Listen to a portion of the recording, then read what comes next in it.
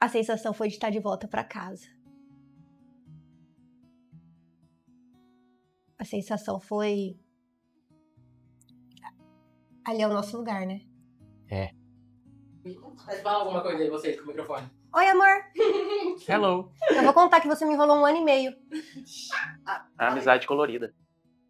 Oi, eu sou a Thaís. Eu sou o Rony. Nós hoje vamos contar como tudo começou, como a Outlet Lins nasceu. Eu e o Rony, nós namorávamos na época. Ele sempre trabalhou na parte de logística, trabalhou em multinacionais. Eu sempre em Lins. Sou de família de comerciante, então sempre fui ativa dentro do comércio de Lins. E o Rony... Sempre trabalhei na área de logística. Nacional e internacional. Montadora da Renault, distribuidora da Danone. E acabei retornando para Lins. Nos conhecemos. E depois de um período juntos, eu acabei ficando sem emprego. Eu vou contar que meu pai me mandou embora. Sem direito a fundo de garantia, sem auxílio lá. Eu fiquei parada um tempo. E eu sempre tive o tino de vendas. E o Rony sempre viu esse potencial em mim. E ele sempre estava sugerindo. Ai, por que você não faz isso? Ai, por que você não faz aquilo? Um dia, o Rony me sugeriu. Por que você não começa a vender roupa dos Estados Unidos? Eu falei que eu não tinha começado ainda, apesar de já ser uma consumidora dos produtos, já ter viajado, tudo, porque eu não tinha quem facilitasse determinadas coisas na parte logística. Na verdade, quando eu conheci a Thaís, ela já até acabou de falar nisso, mas realmente, eu vi nela um enorme potencial de venda, uma excelente vendedora, que por sinal é até hoje. E aí eu tenho esse amigo que na época acabou que nos ajudando a realizar essa parte profissional da Thaís, que é a venda. E essa venda foi com esses produtos internacionais, buscando fora do país. E ele acabou nos ajudando e fortalecendo ainda mais. Principalmente para ela, que estava desempregada, coitada. Na verdade, esse amigo trabalhava em companhia aérea há muitos anos. Sim. E ele nos facilitou e nos impulsionou ao começo, sabe? Hoje eu tenho uma gratidão enorme por ele. É um amigo querido até hoje, é uma pessoa que faz parte da nossa história. Então eu acho importante sempre exaltarmos o que ele fez por nós. E ele tirou a venda, sabe? Que nós tínhamos, os empecilhos. Sempre por no caso, morar no interior, eu sempre achei que fosse muito difícil, que fosse muito inacessível. E esse amigo do Rony, até então, falou, não, faz. Vocês conseguem. O Rony estava numa transição de trabalhos.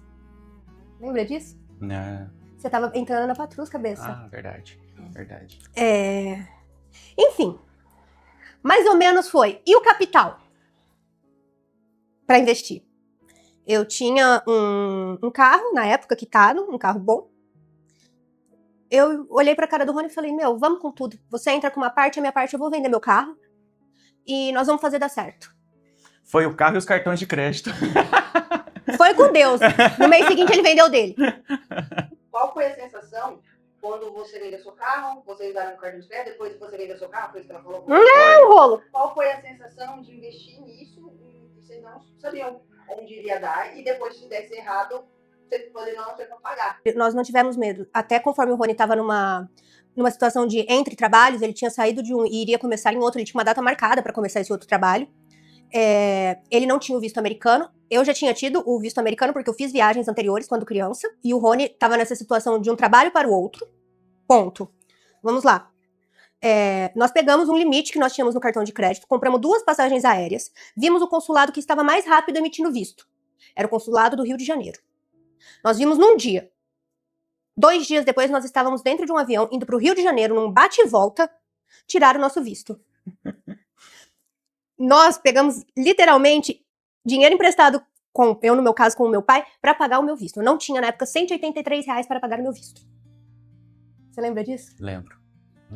Nós chegamos no Rio de Janeiro 5 horas da manhã, no aeroporto do Santos Dumont. Como chama aquele lugar, Rony? Cinelândia? Ah, não sei. Ai, não dá pra lembrar. Não lembro. Meu, como que a gente era louco? Enfim, eu sei que saímos do aeroporto A pé, no Rio de Janeiro. Porque eu vi na época, no Google, que dava pra ir a pé, que era super perto. no Rio de Janeiro. No centro. Saímos, uma biboca. 47 graus no centro do Rio de Janeiro, os dois caipira do interior de São Paulo. A pé, com o celular na mão, ficamos sentados numa praça, porque a nossa entrevista só era meio-dia, nós chegamos às 5 da manhã. Ficamos sentados numa praça. Uma praça que tinha tido uma chacina uns dias antes. Não foi uns dias antes. Foi, Rony! Ah, e detalhe, chegamos lá, tava em greve os bancos para pagar a taxa do Só pagava a taxa do visto, no não tinha Citibank, Pix, né? não tinha Pix, não tinha nada. Nós só pagávamos no Citibank. Estava em greve. Não tinha aplicativo de banco, nada. O ano era 2011, 2012. Não tinha nada disso. Ela entrou pra entrevista e tava lá conversando e explicando isso e aquilo. E eu parado na frente do guichê, o cara olhando pro computador e digitando.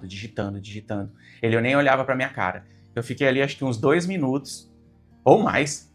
Aí do nada ele olhou pra minha cara, ele falou assim, só um minutinho. E voltou e continuou digitando. Bom, enfim, ele olhou pra mim. E eu com a minha pasta de documento aqui pra provar minha existência nessa vida. Uma pasta, 2 folhas. Não, tinha várias coisas. Piada, amor. Mas ele olhou pra mim e falou assim, pra onde o senhor vai? Eu falei assim, pra Miami. O que o senhor vai fazer lá? Eu falei, turismo. E ele simplesmente voltou à cadeira, continuou digitando. Aí ele virou a cadeira de novo, simplesmente falou assim, seu visto está aprovado, parabéns. Boa viagem. Boa viagem. Eu simplesmente virei as costas. E detalhe, Thaís continuava lá, ó. Todas as empresas do meu pai sempre foram no meu nome nesse período. E tudo era muito bem declarado, todo o patrimônio era muito bem declarado. Eu tinha uma movimentação, um imposto de renda, eu tinha tudo. Porque eu falei que a pasta dele era 2 folhas, a minha era 200. E minha situação era muito regular, assim, fiscal, enfim, tudo. Só que eu peguei um cônsul que não estava num dia bom. Ele tinha negado todos os vistos na minha frente, das pessoas à minha frente, inclusive da família de um funcionário da segurança pública do Rio de Janeiro. Funcionário altíssimo. Com a família, ele negou. Ele negou de um cantor na minha frente. E eu caí nele, né? Você não seleciona, é sorteio. Ele começou a me perguntar, vasculhar meus documentos. Teve um momento que o cônsul virou pra mim e falou assim, que ano que você... em 1994, você foi pros Estados Unidos. O que você foi fazer? Em 1994, eu tinha 6 anos de idade. Eu respondi que provavelmente eu teria ido à Disney. Aí ele falou, quantos dias você ficou? Como que eu vou saber quantos dias eu fiquei em 1994? O ano era 2012.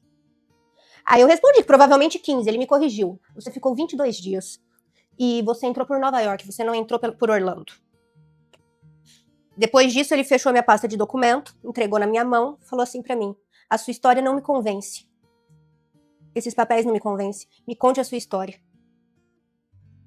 E foi assim que a minha entrevista de visto durou 2 horas e 40. Eu fui a última pessoa a sair de dentro do consulado do Rio de Janeiro. Nós estávamos com a passagem comprada já. E com o meu carro vendido! Sem cartão de crédito. Não, ainda tinha. Não, tava começando. E um voo pra voltar. E um voo pra voltar. Pra Bauru, no caso. Nossa, como que a gente foi do consulado pro Galeão? A gente foi de ônibus? Acho que voltou a pé, né? Não, Rony, a gente desceu no Santos Dumont. A gente voltou pelo Galeão. Sei lá. A gente foi de ônibus circular, eu tenho certeza. Mas era assim, ó. Que não é que era assim, porque não tinha, né? Mas nós tinha cartão, hoje em dia nós não temos cartão, nós ó. Ai, ai. Vistos aprovados. O consulado encaminhava, o passaporte ficava dentro do consulado e depois eles encaminhavam via correio com o visto. Nosso voo era sábado, às 10 da manhã, para Orlando. Era sexta-feira, 4 horas da tarde, os nossos passaportes não tinham chego ainda. Quanto tempo antes vocês foram tirar o visto? 12 dias.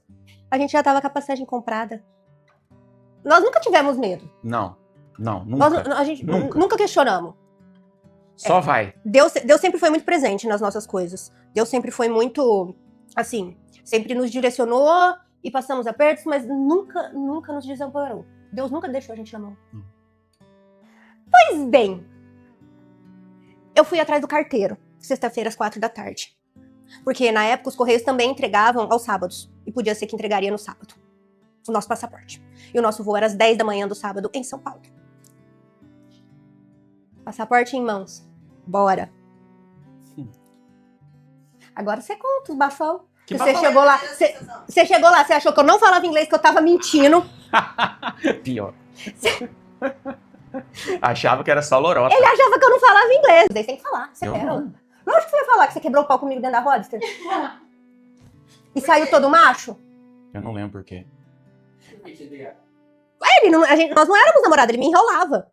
Eu sei lá por quê. Eu já vi muito essa história. Não, eu acho que é porque você tava exagerando. Eu achava que você tava exagerando nas compras. Será que era isso? Pode ser. Aí você vai falar o bafão. Então volta. Qual foi a sensação de dar os Estados Unidos com a responsabilidade do que vocês estavam fazendo? Bom, na verdade, foi a primeira vez que eu viajei internacional e também para os Estados Unidos. Então, para mim era tudo novidade. Era uma coisa assim, deslumbrante, maravilhosa. E chegamos tarde, né? Pegamos voo de Uno. O que acontece? Quando você viaja quando criança, geralmente você tá amparado pelos pais, você tá amparado por família, você tem toda uma estrutura. Quando você viaja adulto, e com essa responsabilidade que nós estávamos nas costas, de construir algo, a sensação é diferente. Nós chegamos, assim, a sensação que você tá dentro de um filme, apesar de nós termos chegamos à noite, você olha assim, você tá dentro de um filme. Tudo é muito grande, chegamos num aeroporto que tem um metrô que liga o desembarque à parte de onde pega as malas, tudo muito suntuoso, tudo muito grande, e nós muito inexperientes e muito inseguros. Nós não sabíamos absolutamente nada. Em questão de reserva de carro, reserva de hotel, nós não sabíamos onde ficar, nós não sabíamos locadora pegar, nós não sabíamos os trâmites. Então foi aí, esse começo foi muito sofrido, porque apanhamos muito. E tudo assim, se você não tem um pouquinho de malícia, se você não tem... Lembrando, o ano era 2012. Eu, por exemplo, eu tinha um celular de flip. Eu não tinha um smartphone. Eu não tinha Google na mão. E, enfim, na locadora de carro, passaram a perna lindamente em nós, Sim. porque nós não sabíamos. Mas, enfim, chegamos, pegamos o carro, vamos para o hotel. O Rony, da logística, quis cortar os pedágios. Lá vem. Então, um trecho que nós faríamos em 20 minutos pela estrada, nós demorávamos 1h47 por dentro da cidade, porque nós estávamos cortando os pedágios. Ficamos numa área, até então, que não era área turística em Orlando. Isso foi muito bom. Nós ficamos numa área que não era nem um pouco turística, era uma área realmente para moradores. Mas muito bem estruturada, com shoppings, com lojas, com tudo. Mas enfim, chegamos ao hotel, deixamos nossas malas, precisávamos comer alguma coisa. Já estava tudo fechado. Única coisa aberta, Burger King. Fomos no drive, aí é com você. Não era McDonald's? Era Burger King. Enfim. Eu tô falando que eu lembro do ketchup da Heinz. Ah, Eu lembro do ketchup da Heinz. entendi. Enfim, eu pedi Não. uns... Você conta que você achava que eu não falava inglês. Pra começar, eu achava que ela não falava inglês de jeito nenhum. Ele tinha passado na imigração por osmose, sabe? O nervoso era tanto que ele passou na imigração sozinho. Assim, ele saiu andando, ninguém viu ele. Não, mas ela desenrolou. Ela falava assim. Vai no Burger King, no drive-thru, eu cheguei e botei a banca. Botou. Pediu tudo que precisava. Ele pediu a coca grande, veio desse tamanho. Ele pediu uma Ele queria uma coca grande e uma batata grande. A coca de 1,5 litro. Foi legal, vai. Foi. Isso é legal pra caramba. Foi. E nós fomos Como vocês desbravar. chegaram lá, você nunca tinha ido, você falava inglês? Não. Você falava, E ele não acreditava. você não acreditava. Como você já tá bom, por onde a gente começa? Em que loja a gente vai? Como a gente sabe se tá barato ao ponto de colocar uma margem e vender no Brasil? Como que foi essa gestão aí? Como você disse que o Rony era da logística, ele montou tipo, um mapa de loja que vocês vão seguir. Montou. Qual que é a primeira, qual que é a segunda. Ele falou que não. Ele falou que não. Como que a gente foi? Eu não lembro. Ó, nós sabíamos que tinham 2 outlets famosos em Orlando. Ah, isso sim. Mas você se lembra que nós estávamos do outro lado dos outlets e que por dentro dava 1h47 de carro, que nós atravessávamos toda a cidade dando 3 voltas para não pagar pedágio? Dá pra pular? Pra Não. parte legal que é ir fazer as compras? Nós pesquisamos muito, nós batemos muita perna, nós fomos nos lugares que todo mundo sempre fala, Target, Walmart, e outras lojas, que na época não eram tão conhecidas, mas sempre ali, próximo, aonde nós estávamos hospedados. Por quê? Nós tínhamos que economizar pedágio. Foi muito bom economizar pedágio. Pra conhecer o lugar. Quando eu falo que Deus sempre esteve conosco, foi que da economia de pedágio veio um presente para nós. Nós aprendemos a comprar economizando, tendo sempre um custo super reduzido. Começou com pedágio, por conta dessa situação. Conforme nós estávamos numa área remota, uma área que não era turística, nós fomos desbravar ao redor. Não tinha o Waze, não tinha um Google Maps fácil, nada do tipo. Era na cara e na coragem, sabe? O cachorro entra porque a porta tá aberta. Nós entramos em bastante porta, hein? E foi assim. Foi assim. Quando nós chegávamos nos lugares famosos, nós tínhamos aquela percepção. Mas lá perto do hotel é mais barato.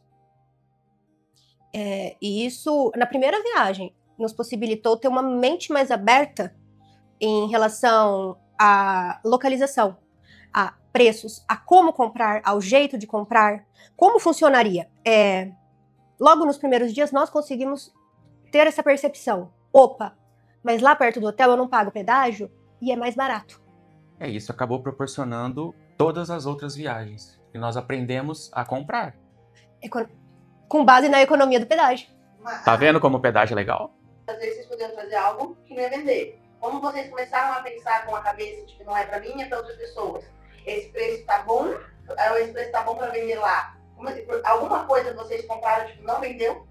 Ou alguma coisa vocês compraram, tipo, ficou caro demais? Como foi essa levada aí? Nós chegamos de viagem, dessa primeira viagem, aqui no fundo de casa, nós chegamos e abrimos as malas. E amigos já tinham falado para outros amigos e para outros conhecidos. Nós chegamos e nós vendemos 95% do que nós havíamos trazido em 2 dias. Então, nós vimos que comprar era natural para nós. Lógico, tiveram apostas que nós fizemos que não foram tão certeiras. Porém, na época, estava muito na moda, estava rolando uma novela chamada Avenida Brasil, que tinha a Carminha e o Tufão. A Carminha usava a bolsa da Michael Kors e o Tufão usava a camiseta da Hollister. Então, a nossa propaganda estava na Rede Globo. Era muito fácil fazer parte da compra. Lógico, nós fomos refinando com o tempo.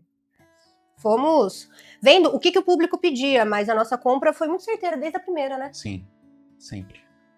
Sempre. E A gente sempre buscou comprar o que realmente estava em ascensão na época. Que estava realmente em ascensão na época. Então, mas nós conseguimos introduzir bastante coisas que nós achávamos legais e que a gente via potencial. Sim, com certeza. Porque não é só aquilo. Sempre tem mais coisas para serem vendidas, né, em relação a vestuários. Então, Tendência, vestuário. exato. Acessórios. Sim. E Sempre foi uma pesquisa, assim, de mercado mesmo. E aí vendeu tudo praticamente em 3 dias. E aí? Vocês lembram a margem de lucro? Foi tipo assim, estamos mudando de vida ou, putz, achei que ia ser melhor. O que vocês fizeram? A margem era uma coisa exorbitante a olho nu. Mas a inexperiência custa muito caro. Inexperiência, principalmente, acabou que aumentando muito o custo Inexperiência. devido à inexperiência. Inexperiência de precificação, inexperiência de gestão, inexperiência. Em geral. Não tinha cartão, nós não tínhamos máquina de cartão de crédito, não tinha Não. como pedir máquina de cartão de crédito, nós não tínhamos empresa aberta. Nós éramos os famosos sacoleiros de Miami. Exatamente. Então, assim, a inexperiência dentro, como empresários mesmo. Nós tínhamos experiência, eu de vendas, ele de logística, porém, nós não éramos empresários, nós pagamos... Aventureiros. Loucos os dois. E essa inexperiência custou muito caro. É. A parte administrativa nossa era péssima. Péssima. Péssima. E nisso, nesse meio tempo, o Rony começou a trabalhar na empresa, que ele havia sido contratado em Bauru. E o projeto da loja sempre foi nosso. Eu fiquei tocando ele aqui em Lins e o Rony em Bauru. Então, nós chegamos dia 23 de março. 3 dias não tinha mais quase mercadoria nenhuma. Eu tava tendo uma procura louca. Uma procura louca. Vamos marcar outra viagem. Só que eu teria que ir sozinha. Aí, o bicho pega. A minha primeira viagem sozinha seria uma viagem internacional. Aí a coisa ficou louca. Como foi a logística pra dormir lá? Na primeira vez vocês dormiram, vocês deram uma aproveitada. E na segunda? Na verdade, quando a gente vai fazer esse tipo de trabalho, né, a gente vai viajar para trabalhar, o foco principal é o trabalho, é a compra, é a baixa de custo. No começo, muitas das vezes, a gente falava assim, vamos deixar de almoçar hoje para poder jantar um pouquinho melhor? Eu não posso ver Subway na minha frente. Não. Então... Cara, nós éramos... E na primeira viagem, deu muito dinheiro, mas o dinheiro evaporou. Por que o dinheiro evaporou? O que aconteceu? O que aconteceu com o dinheiro evaporou foi exatamente isso. Inexperiência, alto custo Nossa, o custo de viagem. não foi alto. Não foi. Foi sim. O que aconteceu é que nós vendíamos parcelado no cheque. E nós não tínhamos como trocar esse cheque. E as cheque, as pessoas vinham ficha, carnê. Não, nessa primeira viagem ainda não teve isso. Cara, os cheques eram tipo, as pessoas faziam compras altíssimas pra época, de 2 mil, 3 mil reais. E queria parcelar em 3 vezes no cheque. Só que nós não tínhamos liquidez. Nós não tínhamos a máquina de cartão que tem hoje. Nós não tínhamos giro pra suportar isso. E o que aconteceu? A mercadoria acabou em 3 dias. Uma alta demanda.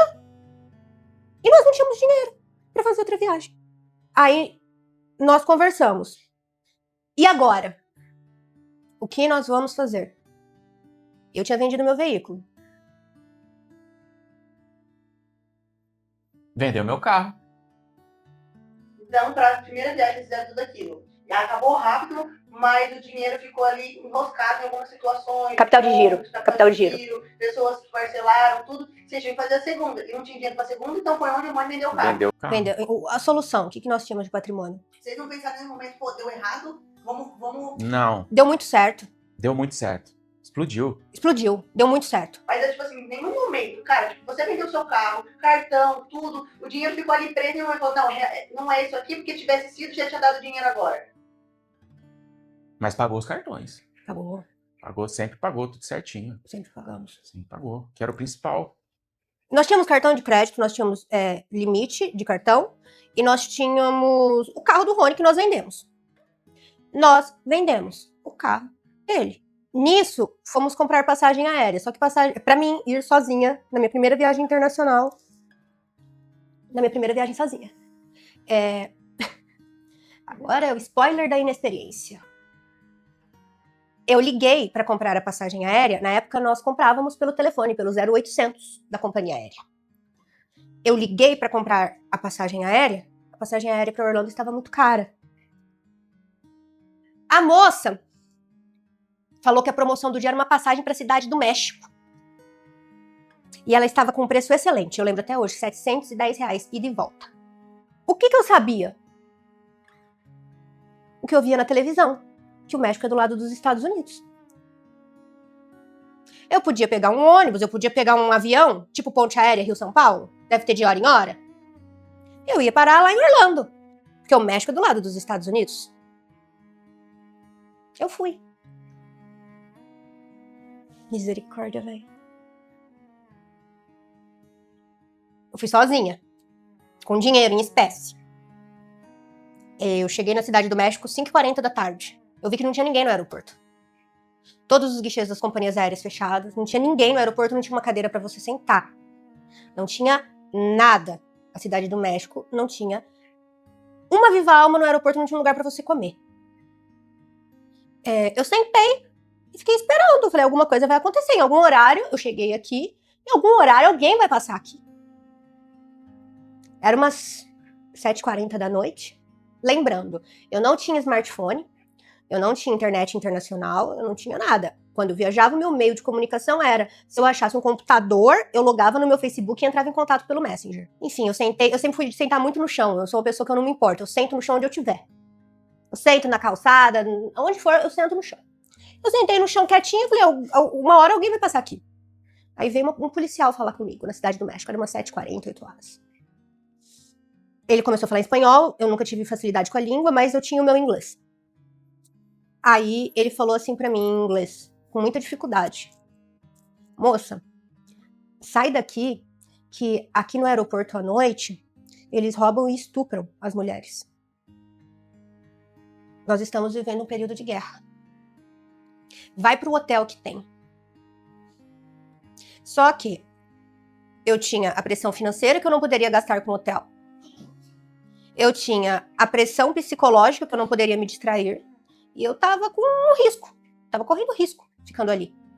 Eu fui dentro do aeroporto da Cidade do México, nessa época, tinha um Hilton, um hotel caro. Um hotel que não era pro meu padrão psíquico pra época. Eu cheguei no lobby e falei, olha, o moço falou assim, assim, assado. Eu posso ficar aqui? E me ajuda, porque eu não sei, eu preciso comprar minha passagem para os Estados Unidos e eu não sei que horas é o voo. Aí o moço, muito simpático do Hilton, ele explicou que devido a esse problema de segurança nacional que a Cidade do México estava sofrendo, o aeroporto fechava às 5 da tarde, não saía mais nenhum voo depois das 5. E o que chegava até às 6. Eu cheguei às 5h40, então quando eu cheguei já não tinha mais voo saindo e nem guichê aberto, e mais ninguém circulando dentro do aeroporto. O moço me explicou isso, me explicou o cenário, entendeu a minha situação, ele falou, moça, mas eu não posso deixar você aqui sem você ser hóspede. Eu lembro até hoje o valor da diária, $180. Eu pensei comigo, eu corro o risco, mas eu não tenho $180 pra fazer isso. Aí eu falei, moço, por favor, como que você pode me ajudar? No fim, ele falou, vai ali no bar, compra uma água e alguma coisa. Eu lembro que deu $10. Aí ele falou, fica sentadinho ali no canto que daqui a pouco o fluxo de hóspedes diminui e você não vai chamar tanto a atenção. E eu fiquei ali. Até que deu 6 horas da manhã, eu agradeci e fui pro guichê. A hora que eu desci pro aeroporto, tinha galinha no meio do saguão, tinha porco, tinha cachorro. Vocês não estão entendendo? Ai, que rolê. Que rolê. Que rolê. Que rolê torto, hein? E eu sozinha. Desalmado. Eu comprei a passagem aérea. Nunca vou esquecer disso. Tava na Cidade do México. A única passagem que tinha era pela United. Eu comprei no guichê da companhia. Era Cidade do México, Dallas, fazia uma conexão de 18 horas em Dallas e iria a Miami. Era o que tinha. Eu comprei, paguei em dinheiro, a mulher imprimiu meus tickets, deu meu recibo, eu embarquei Cidade do México, Dallas. Eu cheguei da Cidade do México em Dallas, eu fui para a salinha da imigração. Por quê? Eu estava entrando nos Estados Unidos novamente em menos de 45 dias. E eu estava vindo do México, que estava vivendo um período difícil. Era um americano bem estereotipado, grandão, tal, com uma pasta amarela, com meu passaporte dentro, ele batia a mão na mesa e falava assim, eu quero saber o que você tá fazendo aqui.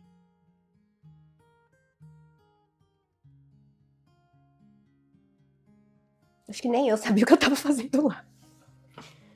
Mas enfim, depois de uns 40 minutos lá com umas pesquisas, fizeram exame de droga, exame de bomba, exame toxicológico, enfim. Eles me liberaram e eu segui pra minha conexão de 18 horas até Miami. Cheguei em Miami, eu tava assim, ó, exausta. E minha reserva de hotel era em Orlando, né? Então eu tinha que pegar o carro e dirigir aí mais 400 quilômetros à noite, porque eu cheguei à noite. Eu não sei quantos dias eu demorei pra chegar, acho que foram uns 2 dias. Eu peguei o carro, eu não sabia mexer em GPS. Eu coloquei alguma coisa no GPS, mas que não funcionou muito. Eu sei que eu cheguei em Orlando 5 e pouco da manhã, só olhando as placas. E eu nunca tinha dirigido nos Estados Unidos. Rony, e você nisso? Tipo, aqui, Preocupadíssimo, né? você não sabia de nada, então. Nada. Acho que na época Messenger. era Messenger. Messenger não do tinha, Facebook, eu tinha um celular de flip. não tinha Comunicação. WhatsApp, não, era precário. Não tinha Não tinha muita tecnologia. comunicação. Ela só falava, ó, tô aqui, tá tudo bem, tô bem, e mais nada. E aqui eu tava em desespero. Ela sozinha, viajando, nessa loucura de México, não sei pra onde, pra Miami, de Miami pegar carro de noite e ir pra Orlando. E a comunicação era muito ruim. Não é como é hoje. Ah, hoje nós estamos no céu. Enfim, cheguei em Orlando, 2 dias de atraso, reserva de hotel tinha sido cancelada por no-show. Ó, fomos forjados no... sei lá o nome disso, no fogo não, na fogueira. Resolvida a situação, entrei, fiz minhas coisinhas, aprendi a comprar com cupom, que até então eu não sabia, eu aprendi nessa viagem a comprar com cupom. Foi tudo bem. O período que eu estive em Orlando, fui aprendendo, fui explorando mais um pouco, sempre ali no caderninho, na caderneta. Arrumei as malas, voltei a Miami, porque o meu voo sairia de Miami para Dallas, de Dallas, Cidade do México. Aí meu voo da Cidade do México para o Brasil, tudo trechos separados. Cheguei com as minhas malas, lembrando, as malas eram o quê? O carro do Rony que tinha sido vendido. Nós não podíamos parar. Cheguei com as minhas malas toda feliz. A mulher pegou bem minha passagem, olhou e falou, onde você comprou essa passagem? Eu falei, no guichê da United, na Cidade do México. Ela olhou pra minha cara e falou, você não vai embarcar. Seu voo está com overbooking, você só vai poder ir no voo daqui 4 horas. Você chegará na Cidade do México somente amanhã. Só que eu tinha comprado trecho desmembrado. Eu nem sabia como eu fui parar na Cidade do México. Até hoje eu não sei como eu fui parar na Cidade do México. Eu ia perder meu voo pro Brasil. Eu comecei a chorar. A mulher começou a gritar comigo. E dar de dedo na minha cara. Com as unhas desse tamanho. Ela tá me irritando. A mulher chamou o segurança pra me remover dali. E ela falava assim pro segurança, ela tá me irritando. Tira essa brasileira daqui, ela tá me irritando. Olha como ela é escandalosa, como ela tá chorando. As pessoas não sabem, assim, o que o outro tá passando, sabe? Quando nós vamos fazer um atendimento ao público, a gente tem que ser sempre com muito respeito. Ninguém sabe o que o outro tá vivendo. Eu tava com uma responsabilidade enorme nas costas, e a mulher gritando comigo, falando que eu não ia chegar em casa. Enfim, eu estava presa no aeroporto, eu nunca mais ia voltar. Eu comecei a chorar muito, muito, muito mesmo. Muito. Ali a minha ficha tinha caído do que estava acontecendo na minha vida. E a responsabilidade tinha me chamado. E as pessoas que estavam atrás de mim começaram a me dar apoio. Porque viram como eu estava sendo maltratada, como eu estava sofrendo preconceito por ser mulher, preconceito por ser brasileira, preconceito por estar sozinha, como que eu estava sendo desrespeitada. Como eu estava sofrendo. As outras pessoas atrás de mim eram todos americanos. E eles começaram a fazer pressão na companhia aérea para me deixarem embarcar. E eu consegui embarcar. E chegar no Brasil.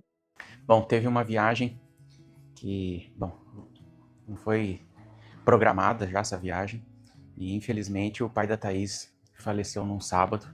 E a nossa viagem já era na segunda-feira. Não tinha como, até tinha como remarcar, mas devido a custos, isso e aquilo, acabamos que a Thaís resolveu que ela precisava ir viajar de qualquer maneira, além do nosso negócio, mas enfim, também para poder esparecer um pouco a cabeça. Bom, viajamos. Segunda-feira embarcamos, naquele clima de velório, é lógico, é fato. Chegamos, nossa escala era na cidade de Washington, D.C., na capital. Fomos passar na imigração, os dois juntos, e era eu não sei se era japonês, chinês, enfim, ele não estava entendendo o que a Thaís estava falando ali. Ele começou a perguntar o que a gente estava fazendo ali, por que a gente estava ali, quanto tempo ia ficar, e ele não entendia o que a Thaís falava, e todo mundo começou eu e a Thaís começamos a encarar ele assim, e ele implicou com isso. Por que você está me encarando? Começou a implicar. Ele acabou que carimbou, na época, carimbava os passaportes, né, para entrar no país. Entramos. Aí, antes de pegar a mala, a gente foi abordado por um agente lá do aeroporto, pedindo para acompanhar na área de revista. Scanner, revista, e o cara que nos atendeu eram 2 americanos e pediu para abrir as malas. Abrimos as malas, o cara questionando o porquê que nós estávamos lá, o que nós estávamos fazendo lá nos Estados Unidos, por que a gente estava lá, e começou a abrir a mala, revirar a mala, pegou a bolsa da Thaís, pessoal dela começou a abrir a carteira, tirar papel por papel, mexer, assim, revirar. E nisso, esse agente catou uma foto do pai da Thaís, que estava na carteira dela, e começou a questionar a Thaís quem que era aquela pessoa. E nisso a Thaís começou a chorar. Ela estava de luto, o pai dela tinha falecido há 2 dias atrás. E nisso que ela começou a entrar em desespero, ela foi levada para a salinha.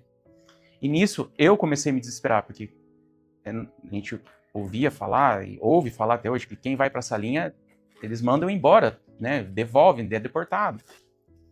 E ela foi para essa salinha e eu continuei com um outro americano lá, com o oficial, e ele me questionando. Meu inglês na época não era assim bom, ainda não é, mas enfim. E nisso, foi uma viagem longa, me deu vontade de ir ao banheiro, e eu virei pro agente e falei assim, eu preciso ir no banheiro. Ele me apontou, não era ali, era fora da sala, né, ali da vistoria. E ele me apontou e eu estava saindo. Nisso, eu vi que a Thaís, do outro lado da sala, também estava saindo, e este oficial viu que ela também estava saindo. Ele me parou com a mão no meu peito e falou assim, eu quero te revistar. Aí eu falei assim, mas por quê? Né? Por quê? Assim, eu quero te revistar. E aí ele já, de modo mais ríspido, e ele me abordando dessa maneira, eu falei assim, não, você não vai me revistar. Não, eu preciso te revistar. Eu falei assim, não vai.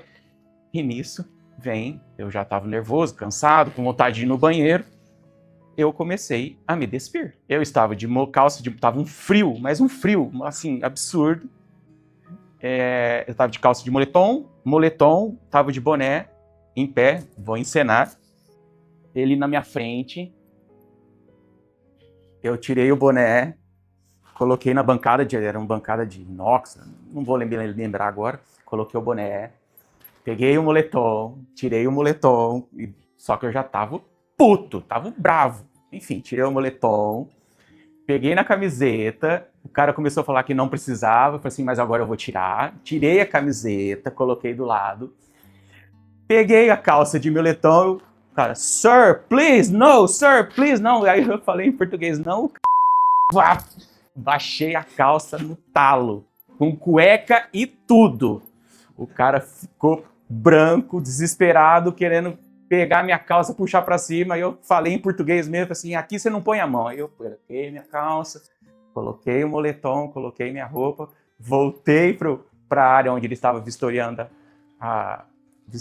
as malas. Maior gente boa. O chinesinho encasquetou porque ele falava muito mal, cara. Era desse tamanho, cara. O inglês do cara era muito ruim. E eu tinha que ficar assim, olhando pra cara dele. E ele ficou implicado, que eu ficava assim. Meu! E ele foi na área de vistoria. Ele foi lá e foi ele que ficou fazendo pressão. Meu pai tinha morrido, tinha 2 dias. Eu tava com os documentos que eu tinha tirado do hospital. Meu pai faleceu, eu peguei os documentos do meu pai. E fui viajar. Eu enterrei meu pai e fui viajar, porque eu tinha trabalho, eu tinha compromisso. Aquilo era a nossa vida. O cara tira os documentos do meu pai, eu comecei a chorar, eu despenquei a chorar. Ele falava, por que você tá com o documento dessa pessoa? Eu quero saber, você tá com todos os documentos dessa pessoa. Eu não sei se o cara pensou que a gente era traficante. O cara pensou que a gente era, tipo, bandidão, tá ligado? Na verdade, depois pensando, era exatamente isso. Era tráfico, velho. Como a gente ia frequentemente, de 20 em 20, 30 dias... Era coisa errada. Era coisa errada, e tava pensando que realmente tinha droga, alguma coisa do tipo. Ou tráfico, porque eu tava com os documentos de uma pessoa, e pra explicar que era meu pai que tinha morrido fazia um dia. Não tinha nem esfriado o corpo. Nossa. Ai. Foi uma bosta, velho.